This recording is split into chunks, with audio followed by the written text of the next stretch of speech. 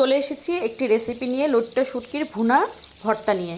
প্রথমে আমি একটা কড়াইতে পরিমাণ মতো তেল দিয়ে নিয়েছি, তারপর পেঁয়াজ, তারপর হচ্ছে গিয়ে রসুন আর হচ্ছে শুকনো মরিচটাকে হালকা ভেজে তারপর খুব ভালো করে গরম পানি দিয়ে লইট্টা শুটকিটাকে ধুয়ে লইট্টা শুটকিটাকেও এই তেলটার মধ্যে মিক্সড করে নিচ্ছি। তারপর পরিমাণ মতো লবণ আর একটু হলুদ দিচ্ছি, যাতে করে হলুদটার কারণে একটু কালার হবে, দেখতে ভালো লাগবে।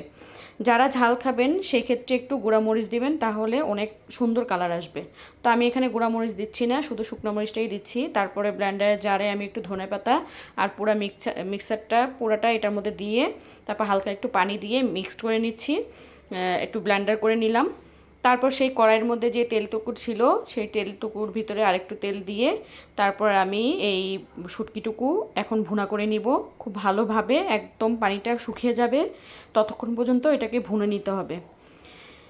ভুনা করতে করতে একদম লাল লাল হয়ে আসবে যখন, তখন আমি নামিয়ে নিলাম। এই তো আমার লইট্টা শুটকি ভুনা ভর্তাটা খেতে অসম্ভব মজা।